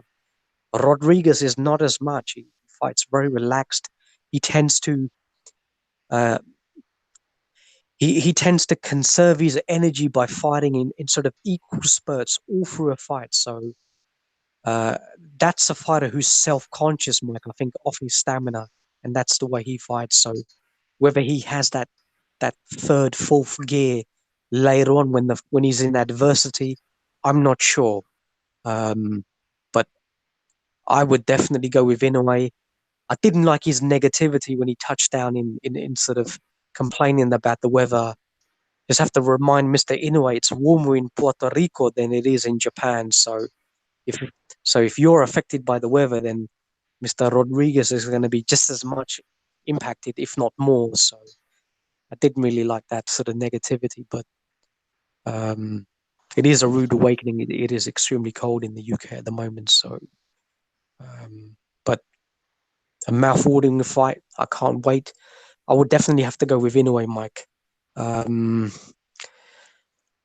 Not sure whether he can get the stoppage. It could go to points. I'd probably go for Inoue on points, Mike. I'll go to you, Daniel. Your thoughts on the fight and what's your prediction? I agree with all the points in fact that Rodriguez is on paper, and you can let it any ways, the best opponent that Inoue has faced, and it's going to present him some problems. But Inoue has been, the way he's been winning has been thoroughly and completely dominant. And I don't expect anything less from this fight, especially now that he knows that waiting next to him is going to be not one Solani Tete, but one Donito Donaire. And yeah, we can talk about Tete, like I said, and his luck, his previous fights, and then the injuries, but fighting Donito Donaire, even at this stage, because of his reputation, because of his legacy he's going to have, is still going to be a big feather cap on Inoue's cap. So I expect him to win. I expect him to really come out the gate really strong. I do expect Rodriguez to have some moments, but I do think it'll probably be a late stoppage. Inoue will look good, and he'll probably look better than what the scorecards say. Um, One last fight to talk about. I'll go to you guys specifically. I wasn't able to see it, so I'm gonna ask you if you saw the fight. Were you able to see the Muthalani fight that took place earlier today? If so, your thoughts, your quick thoughts. No, I haven't seen the fight. Don't even know the result, Mike. He won by decision, from what I've read. He was really impressive, but I did see after the fight where he called for a unification bout against WBC flyweight champion Charlie Edwards. Edwards responded, "Yes, let's make it happen." Muthalani, within his commentary, said he'll knock him out, and Edwards said he'll make him eat his words. So, your thoughts on that little back and forth between the two fighters? He's been one of the gems at 112 for the past decade. Absolutely ignored, um, which is almost a tragedy, Mike. How he's even maintained at that weight, even in his later stages, is a miracle. But I've gone back and tried to find a little bit of information about his training camp and how he trains. He's an animal, Mike, in these training camps. Does the mountain works? Does the high altitude works? That's how he retains his shape. Humility, humbleness, and he's a fantastic fighter. Any guy who stops Zolani Tete and John Real Casimero back to back, that's a hell of a CV, hell of a resume that people have just overlooked. And the Mohammed Wasim fight was a fantastic fight up against a younger fighter. Had to deal with a lot of adversity later on, but he just gave Wasim a bit of an education on a guy who was just a little bit too consumed with his power, just fighting at that short range. With Mithilani sort of relentless pressure throughout, and his volume, Wasim just couldn't deal with. So, Mike, you know what? It would be great that he gets a. He's been Japan. He's fought in was it Singapore, or Malaysia? No, Malaysia. So he's been in Asia for an extended period. Yeah, if he comes over to the UK, he gets a big money fight with Charlie Edwards. Fantastic, Edwards is a good boxer, so it's a fantastic clash of styles. You've got a pressure fighter up against a boxer. I think Charlie Edwards is undoing. Really is a pressure fighter, so I think Mithilani has definitely the tools. And if you underestimate him, just pay attention to his age. Don't realize that this guy is going to bring at least 80, 90, 100 punches per round.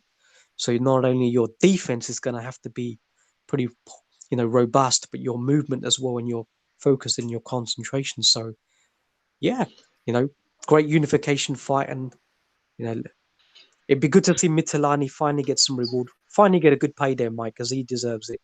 Yeah, absolutely. And I think we're going to stop the show on that note. As I said before, I want to thank Giangela Buff from Bad Culture Net and TV for joining us early in the show. As I said, you can check her out on Twitter, talking boxing and entertainment and whatnot. She's also a very good bartender, mixologist on the side. There's a lot of work in that regard. Hosts a lot of bartends and a lot of events in the Los Angeles area. If you want to check her out on Twitter, Feedback Culture. The Back Culture. Yeah, The Back Culture on Twitter. I'm going to go around the panel here. I'm going to start with you, Gail, and then you can follow up Gus and Daniel. For those who want to talk boxing, let the folks know where they can find you. You can find me and my regular column on Communities Digital News, which is COM, COMM, Digi, News, comdiginews.com. And I also am frequently seen on the various Facebook closed groups that discuss boxing, which there are several really good big groups, and quite a few of us traffic there. So for all Facebook's problems and all the crap that's on there, the closed private groups that are focused on a particular subject, that's all I ever have time for anymore, and they're well worth your time.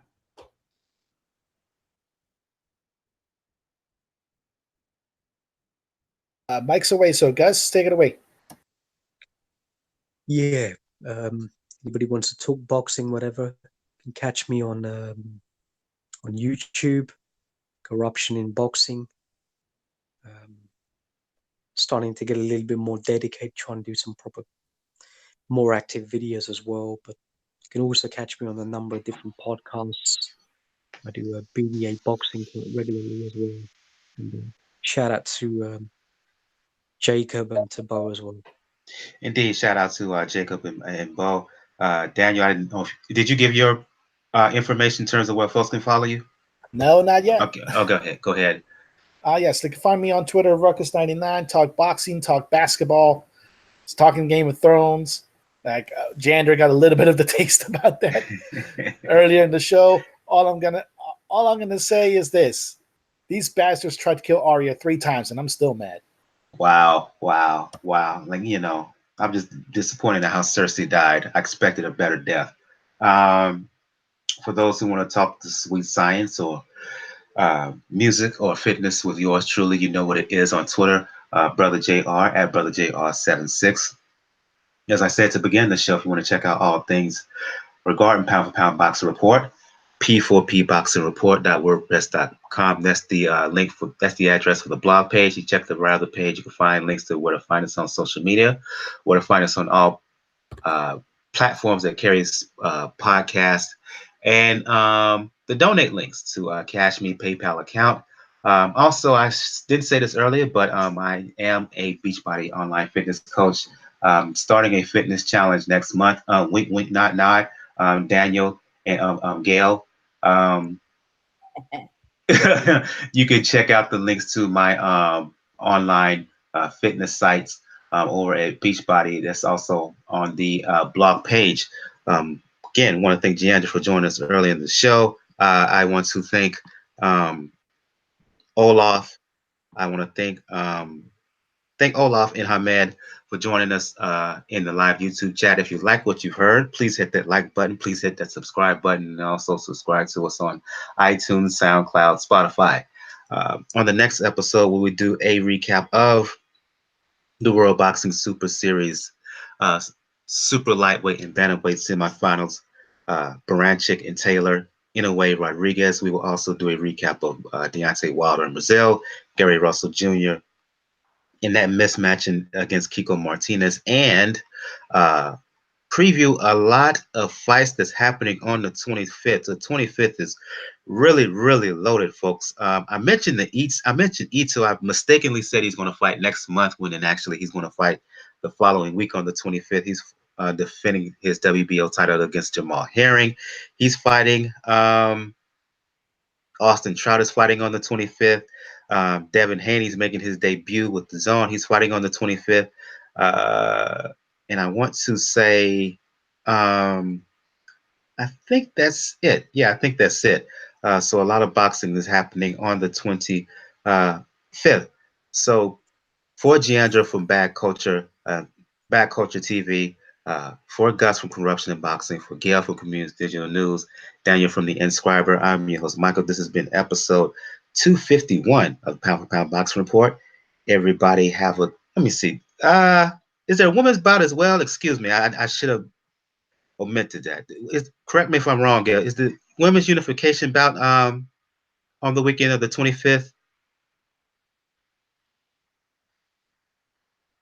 Are you referring to the McCaskill and Sanchez? Yes. Yes, Yes. it is. Yep, it sure is. Yes. Yes. And we also have Jackie Nava in action on the 25th. Yeah, it's a blockbuster, and we have a fight on the 26th too. So that's worth seeing. We've got Can Zhu, the Chinese fighter, in action. So yeah. WBA regular champion, yeah. Yeah, Yes. exactly. So, thank God it's a 3-day weekend in the United States. We're going to need a recovery time. Yeah, McCaskill and Sanchez unification, WBC, WBA unification at super lightweight, and Kanzu defending his featherweight belt as well. So yeah, loaded weekend of boxing on the weekend of the 25th. Again, for Gus from Corruption and Boxing, from Daniel the Inscriber, for Gail from Community Digital News. Thank Giandra for joining us on the show earlier. This has been episode 251. I am your host, Michael. Everybody have a good evening. Good night.